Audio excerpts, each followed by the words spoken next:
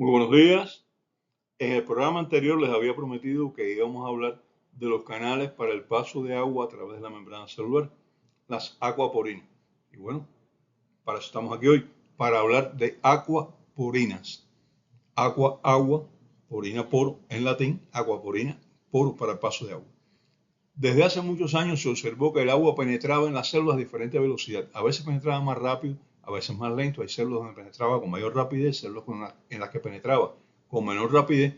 Y entonces hizo sospechar esto, que existía alguna vía diferente que no fuera a través de la membrana solamente, que la membrana, recuerden, es lípida, es formada por lípidos, como es formada por lípidos, es relativamente impermeable al agua. El agua solo pasa por algunos lugares muy estrechitos, donde ella puede colarse y llegar hasta el interior de la célula o salir del interior de la célula hacia afuera, pero vieron que la velocidad de entrada de agua a la célula era variable. Y dijeron, bueno, pues aquí hay algo que no es el paso pasivo de agua a través de la membrana. Porque antiguamente a mí me dijeron que el agua entraba por la membrana celular cuando yo estudiaba medicina.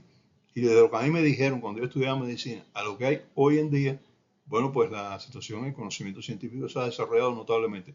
Desde luego, de esto hace ya 56 años que empecé a estudiar medicina, ¿no? Y en 56 años el conocimiento cambia de una forma extraordinaria. Yo no puedo ni imaginarme lo que será dentro de 50 años más, ¿eh? Enormemente diferente a lo que es hoy en día.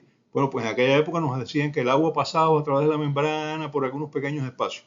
Hoy en día se conoce que no es exactamente así. O sea que sí pasa una pequeña cantidad de agua, pero que hay vías, y estas vías que son las acuaporinas, son vías que permiten la entrada de agua de forma regulada y variable, según a la célula le haga falta más líquido o menos líquido. Las acuaporinas cumplen la importante función de regular la entrada y salida de agua a la célula. No es un tipo nada más, o sea, no hay una acuaporina. Hay una familia, toda una familia de acuaporinas con diferentes tipos. La primera acuaporina se descubrió en 1992. Ya el especialista hacía 14 años, 15 años, 14 años. Y en el 2003 se le otorgó el Premio Nobel de Química a Peter Agri por el descubrimiento de las aguaporinas y a Robert McKinnon por el descubrimiento de los canales de potasio. Dos formas de atravesar la membrana celular. Pero bueno, Peter Agri fue la persona que descubrió las acuaporinas y por eso le dieron el Premio Nobel de Fisiología y Medicina a él. El ser humano se han encontrado 13 tipos diferentes de acuaporinas. Déjenme decir, las acuaporinas existen en animales y en plantas prácticamente en todo, ¿eh? Pero en el ser humano existen 13 tipos diferentes. No se conoce la función de todos, pero sí la de una parte de ellos. Están nombradas de la acuaporina cero, porque el cero es un número, y esto lo descubrieron los árabes hace muchos años, el cero. Nosotros durante mucho tiempo pensábamos, la numeración empieza en el 1, no, la numeración empieza en el 0. Hasta la acuaporina 12. Por eso se habla de AQP0, AQP12, de una a la otra. Se han encontrado algunas enfermedades relacionadas con trastornos en la expresión o funcionamiento de las acuaporinas y vamos a mencionarlas. Debe haber muchas más, pero bueno, las que conocemos ahora son de las que vamos a hablar. Entre estas enfermedades está la diabetes insípida nefrogénica adquirida, una enfermedad en la que se pierde la regulación de la eliminación de agua por los riñones y se orina mucho. Se parece mucho a la diabetes, ¿eh? Diabetes quiere decir sifón en griego. Y el sifón es lo que nosotros tenemos debajo de los fregaderos, etcétera, que tiene esta forma que el agua entra, se acumula, pero sale también. Y eso, por eso le dio el nombre de sifón a la diabetes, porque el agua pasaba a través del cuerpo como pasa el agua a través de un sifón, en griego. Eso lo hablé también en el ciclo de diabetes. Pero bueno, no estoy aterosclerótico todavía, por lo menos no tan aterosclerótico, pero por lo menos me acuerdo que hablé ya de eso, aunque repita. Bien, esto se llama diabetes por eso, porque tiene la misma situación de la diabetes que se orina mucho. Pero como esta agua orina no tiene azúcar, se le llama diabetes insípida, o sea, con orina sin sabor. Recuerden que en su ruta en la India ya había observado que la orina de los diabéticos tenía un sabor dulce. Y fue por lo que después en latín se le puso mellitus. Mellitus quiere decir como la miel. Y es el nombre de la diabetes. Bueno, esta es una diabetes que no es mellitus, es insípida, no tiene sabor.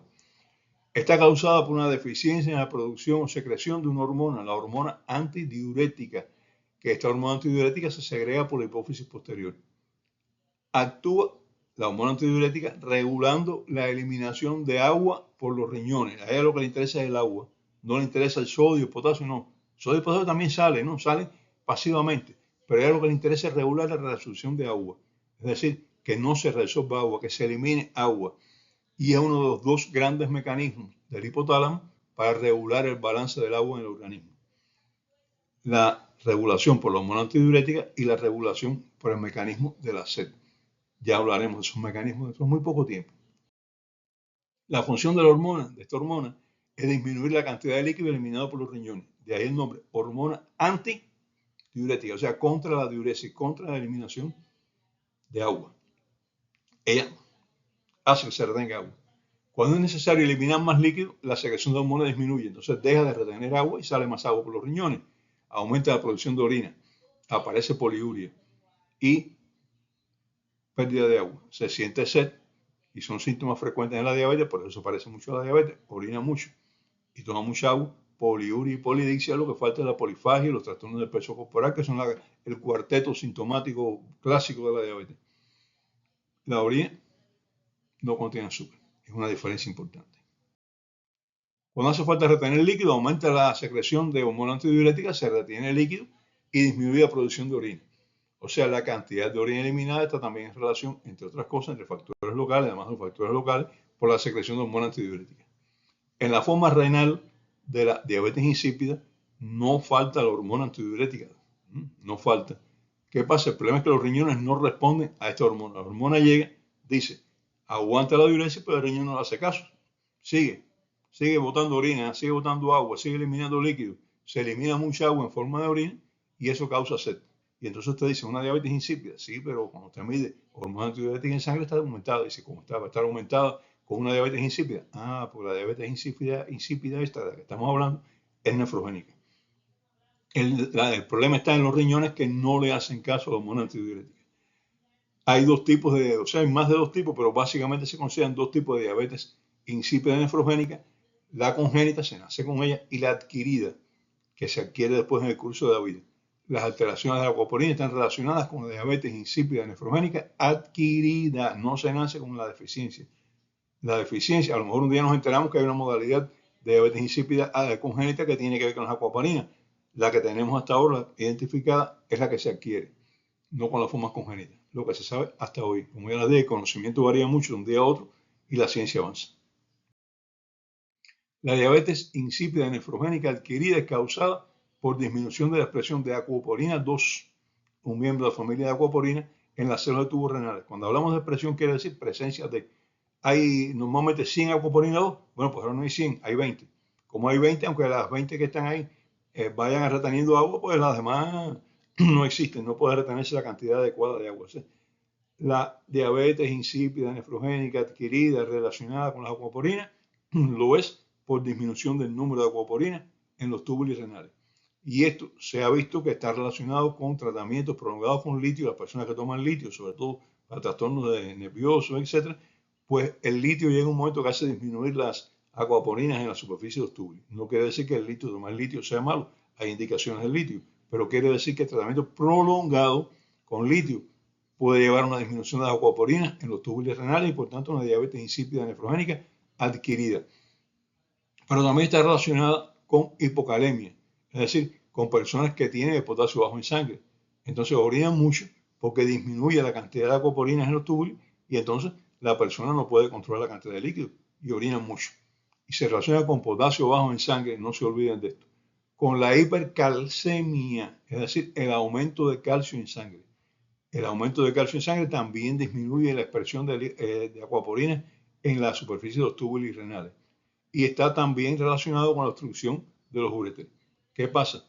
Los uréteres son los conductos que sacan la orina del riñón hacia la vejiga y entonces cuando ellos están obstruidos, uno de ellos está obstruido, el riñón empieza a producir más orina para hacer más fuerza, presionar y hacer que salga mayor cantidad de orina, mayor cantidad de líquido. Y esto hace también que para el riñón lograr esto, los túbulos expresen menos aquaporina. No coloquen tantas aquaporinas en la superficie, sino menos. Fíjense, 4 causas importantes que se han diagnosticado en relación con la disminución de las aquaporinas 2-AQP2 en los túbulos renales. Tratamiento con litio prolongados, potasio bajo en sangre, calcio elevado en sangre y obstrucción de los uréteres, que puede ser total o parcial. Esto contribuye también, este trastorno de disminución de las acuaporinas a la concentración de la orina por parte de los riñones. La osmolaridad en la orina es baja. ¿Por qué? Porque se elimina una gran cantidad de líquidos. Recuerden que dije que el sistema de la hormona antidiurética tiene que ver con el agua, no con los electrolitos. Por tanto, se elimina mucha más agua que electrolitos. La orina es hipodensa, cuando se mide la osmolaridad urinaria está baja, y entonces los niveles de HDA, hormona antidiurética, están elevados. Poliuria, osmolaridad urinaria baja, hormona antidiurética elevada en sangre. Hay que pensar que hay una diabetes insípida nefrogénica adquirida. En la diabetes insípida clásica, pues entonces lo que está es bajo el nivel de hormona antidiurética. Es la gran diferencia entre uno y otro. Lo demás es lo mismo, pero es una gran diferencia. La enfermedad de Vick está relacionada también con alteraciones de la acuaporina. Bueno, ¿y qué es eso? Porque realmente la enfermedad de Vick, yo no sabía lo que era. Sí, yo había oído hablar de ella, pero no estaba muy claro. Y bueno, y yo estoy seguro que la mayor parte de los que me oyen tampoco está muy claro. La enfermedad de Vick es una mielitis óptica. Y los oftalmólogos sí saben de qué estoy hablando. Ellos saben mucho más que yo de lo que estoy hablando, desde luego. Pues es una mielitis óptica, es una inflamación del nervio óptico y está causada por autoanticuerpos, una enfermedad autoinmune. Y estos autoanticuerpos van dirigidos contra la acuoporina 4. Y al ir dirigido contra la acuoporina 4, ¿qué hace? Lesiona, daña la acuoporina 4, AQP4, y esta AQP4 se encuentra situada, ¿dónde? En el nervio óptico. Lógico también, causan inflamación del nervio óptico, por tanto, por la respuesta inflamatoria a la enfermedad autoinmune, y también causan lesión de la médula espinal. Esa es la enfermedad de Vick, que es neuritis óptica con lesión del sistema nervioso a nivel de la médula espinal. Falta mucho por conocer todavía de la relación acuaporinas-enfermedades. Aquí estamos en un campo que las acuaporinas se descubrieron el otro día, como quien dice, en 1992. Entonces hay pocos años todavía investigando. Yo estoy seguro que se van a encontrar muchas más enfermedades relacionadas con las acuaporinas. Por ahora, ¿cuáles se han identificado? La siguiente. Con la acuaporina 0, las cataratas congénitas. Se ha visto que las personas que nacen con cataratas tienen alteración de la acuaporina 0. Con la acuaporina 1, sudoración. Alteraciones en la sudoración. Hay personas, eso lo he visto también, es muy raro, que tienen alteraciones en la sudoración. Y entonces estas alteraciones en la sudoración se han relacionado con la acuaporina 1. Acuaporina 2, como ya mencionábamos, diabetes insípida nefrogénica tipo A. Adquirida. Acuaporina 4 está localizada en el centro de la sed del hipotálamo y se relaciona con la osmolaridad, la regulación de la sed y la liberación de hormona antidiurética. Por tanto, las alteraciones de acuaporina 4 pueden causar trastornos de la sed. Ya creo que habíamos hablado, si no me equivoco, o hablaremos de la hipodipsia de las personas que tienen disminución de la sensación de sed, no la sienten. Bueno, pues pueden estar relacionadas con alteraciones de acuaporina 4. Y hay personas que tienen también trastornos con la regulación de la osmolaridad, y ya mencionábamos la diabetes insípida, pero hay personas también que tienen otros trastornos en cuanto a la liberación de hormona antidiurética y pueden relacionarse todo eso con la acuaporina 4. La acuaporina 5, muy importante con el síndrome de Sjögren. Yo no sé pronunciarlo, se pronuncia de diferentes maneras, no he aprendido, no he encontrado un sueco que me explique cómo se pronuncia el nombre de Sjögren, pero ustedes lo ven ahí en la pantalla, así que pueden perfectamente bien pronunciarlo como ustedes quieran. Aquí dice Sjögren, aquí dice Sjögren. Bueno, yo no sé cómo pronunciarlo. Y con el sudor. El síndrome de Sjögren es una enfermedad autoinmune mucho más frecuente de lo que se cree. Recuerdo una paciente que yo entré por casualidad por poder un día, la tenía sentada en la parte de maxilofacial, revisando, y me dice, ay, mira lo que usted quiere con esto. La señora ya se queja de que tiene la boca seca. Miren, efectivamente la lengua seca, la boca seca, desde hace tiempo. Y entonces está muy seca, muy molesta. Y le dije, y los ojos, dice, ay, los ojos se me ponen rojos también y no tengo lágrimas, muy seco. Y era una señora de mediana edad, unos 50 años aproximadamente. Y yo le dije, eso es un Sjögren. Y entonces alguien que estaba ahí me dice, y el Sjögren no es una forma de artritis. Y dije, no. El Sjögren a nosotros nos dijeron antiguamente que es una forma de artritis reumatoide. No es así. Aproximadamente un 30 o un 40% de las personas con Sjögren tienen además una artritis reumatoidea. Es una artritis que se recuerda a reumatoidea. Pero el resto, del 60 al 70%, no lo tienen. Se limita a eso. Señoras de edad media, de más de 45, 50 años aproximadamente, que tienen la boca muy seca y los ojos secos. y al mismo tiempo pueden tener trastornos de la sudoración, sudan muy poco. Eso puede ser. Y eso se debe a una lesión de la acuoporina 5. La acuoporina 5 por una enfermedad autoinmune, porque aquí hay anticuerpos contra la acuoporina 5. O sea, la disopsia es una enfermedad autoinmune. ¿Cómo se trata? Bueno, pues el tratamiento básicamente es local, es lágrimas artificiales y sustancias un poquito grasas para lubricar la boca. Y en algunos casos, cuando la cosa es un poquito más complicada, pues se puede aplicar esteroides, administrar esteroides para mejorar las crisis más intensas. Pero por lo general, con lágrimas artificiales y sustancias oleosas en la boca, por lo menos los síntomas desaparecen. En este cuadro mostramos las 6 acuoporinas que se han relacionado con alguna enfermedad. La 0, que tiene una localización más amplia, se ha relacionado con cataratas congénitas. La 1, que está localizada sobre todo en la membrana apical y vasolateral del tubo contorneado proximal del glomérulo, que también en la rama delgada fina descendente de la asa de Henle del glomérulo también, en el plexo coroideo, en el músculo liso, en el endotelio de la córnea, en el epitelio hepatobiliar y en el endotelio vascular. Se ha relacionado con algunos trastornos en cuanto a la respuesta de diuréticos mercuriales y con trastornos de la sudoración. La acuoporina 2 está localizada en la membrana apical del tubo colector y se ha relacionado con la diabetes insípida nefrogénica, que bueno, ya lo explicamos bastante, la adquirida, ¿no? Diabetes insípida nefrogénica adquirida. La acuoporina 3 está situada en la membrana vasolateral del tubo colector también y se ha relacionado con la acción de diuréticos mercuriales.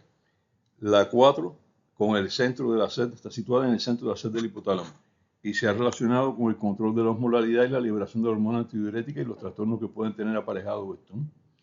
Y la 5 está situada en las glándulas salivales, en las glándulas lacrimales y en el epitelio de los alvéolos y se ha relacionado con el síndrome de Sjögren y la sudoración. Y es responsabilidad, bueno, pues ya dijimos que el Sjögren es una enfermedad autoinmune que va a atacar, los autoanticuerpos atacan estas acuoporinas y entonces produce sequedad de la boca, sequedad de los ojos y trastornos respiratorios también. Estas son las 6 acuoporinas que se han relacionado con alguna enfermedad.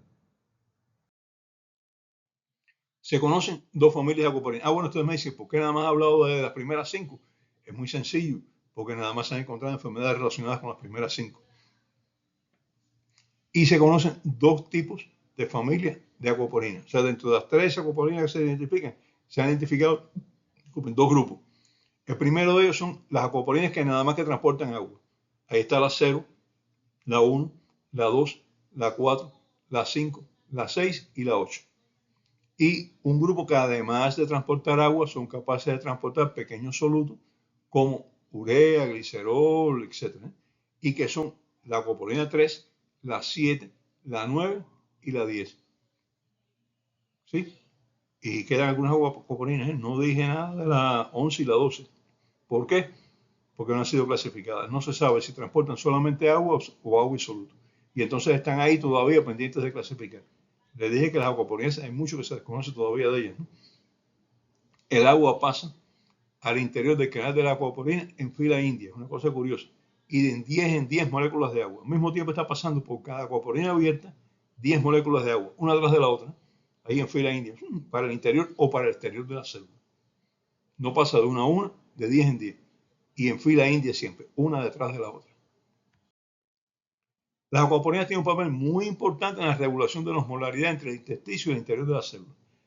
Una pequeña cantidad de agua atraviesa básicamente la membrana celular, ya lo hablamos, de forma lenta, y se supone que sea los poros de la membrana, pero en la mayor parte de las células, en todas las células, el paso principal de agua es más rápido y regulable porque pasan por las acuoporinas. Y esto es muy importante para el mantenimiento de la osmolaridad, porque una célula puede liberar más agua hacia el intersticio o captar más agua del intersticio dependiendo de las variaciones de la osmolaridad. Y eso lo hace con rapidez por las acuoporinas. La osmolaridad plasmática en humanos oscila entre 285 y 295 milímetros por litro, la plasmática. Cuando por cualquier causa, la osmolaridad plasmática se modifica, o sea, menor de 285 o mayor de 295, el centro regulador de la osmolaridad lo detecta por medio de receptores para osmolaridad. Recuerden que hablamos de que todo sistema de homeostasis tiene los receptores, el centro y los efectores. Bueno, aquí los receptores de osmolaridad que están en el hipotálamo dicen la osmolaridad plasmática se modificó. le avisan al centro de regulación de la osmolaridad en el hipotálamo. El hipotálamo contiene todas las regulaciones de nuestra vida vegetativa, no consciente, y hace todos los ajustes sin que nosotros estemos muy claros de lo que está pasando. Bien, ya los receptores detectaron modificación de osmolaridad, le avisaron al centro del hipotálamo, al centro de osmolaridad del hipotálamo, y entonces él va a activar los efectores. Los efectores son mecanismos de regulación. ¿Cuáles son los dos más importantes? Primero y más importante de todo, la sed. La persona empieza a tomar más agua o a tomar menos agua, dependiendo de cómo esté la osmolaridad. Aumentó la osmolaridad, toma más agua para diluir el plasma. Disminuyó la osmolaridad, toma menos agua. ¿Para qué? Para hacer que se concentre un poquito ese plasma que está hiposmótico. Lo otro, la regulación de los líquidos eliminados por los riñones. Pues tenemos entonces un aumento de osmolaridad. Le dice el centro de osmolaridad a los riñones: no liberen más agua, retengan agua. ¿Cómo se lo dice? Bueno, por medio de los hormonas antidiuréticas. ¿Para qué? Para diluir la osmolaridad tan exagerada que tenemos en el plasma. La osmolaridad del plasma ha bajado, le dicen a los riñones: eliminen más agua que soluto. Eliminen agua, porque la eliminación de agua va a permitir que se concentre de nuevo el plasma y que entonces mejore la osmolaridad. O sea, la regulación de la osmolaridad plasmática está condicionada por los factores dependientes del centro de la osmolaridad en el hipotálamo, y que estos factores son básicamente los efectores, el centro de la sed, o sea, la activación o desactivación de los mecanismos de sed, y la retención o eliminación de agua por los riñones, que se hacen básicamente por la hormona antidiurética, pero que la hormona antidiurética donde actúa son en las acuaporinas de los túbulos renales. O sea, le dice a las células renales: abre la acuaporina para eliminar más agua. O sea, el tránsito de ese agua va a ser hacia el túbulo renal, o le dice: cierra para que no se elimine tanta agua. Y entonces la regulación básica a nivel del riñón la hace el centro de la osmolaridad por la activación o desactivación de las acuaporinas. La permeabilidad de las acuaporinas al paso de agua se regula de dos formas. Una, abriendo y cerrando los canales. La clásica: abrí, sale, pasa más agua. Cerré, pasa menos agua. Y la otra, aumentando, disminuyendo el número de acuaporinas en la membrana. Esto es lo que se llama expresión.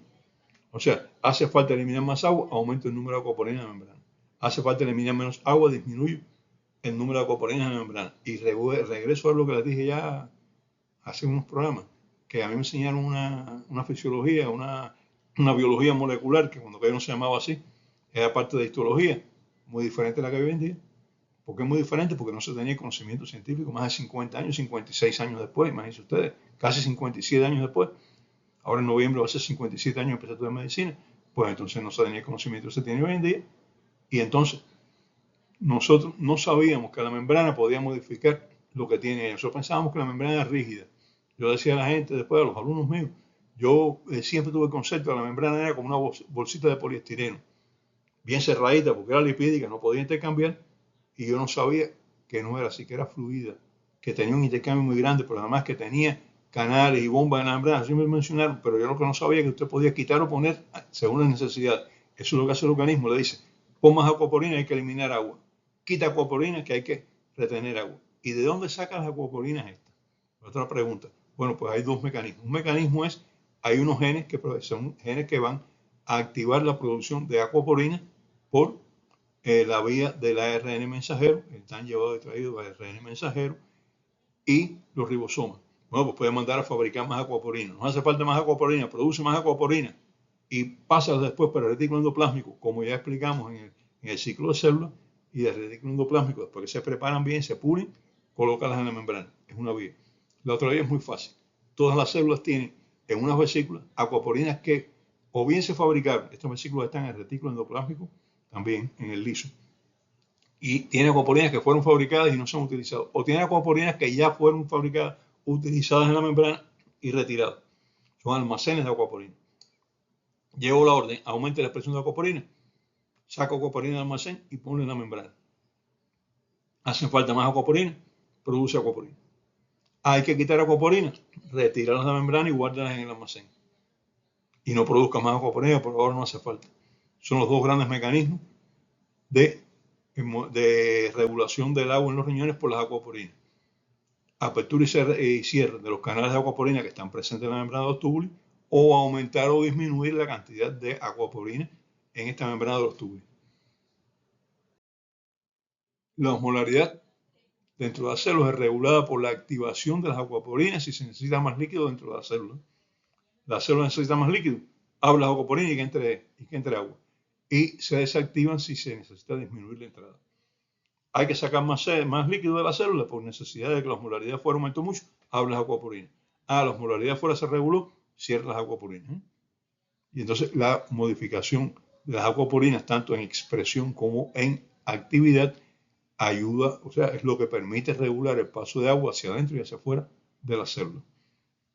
Vamos a hablar a continuación de las situaciones anormales en las que se pierde líquido por el cuerpo, las deshidrataciones, las hiperhidrataciones y los edemas. No, hoy no se asuste, no quiero espantarlo, eso no es hoy, ya hoy terminamos. Eso va a ser en el próximo programa.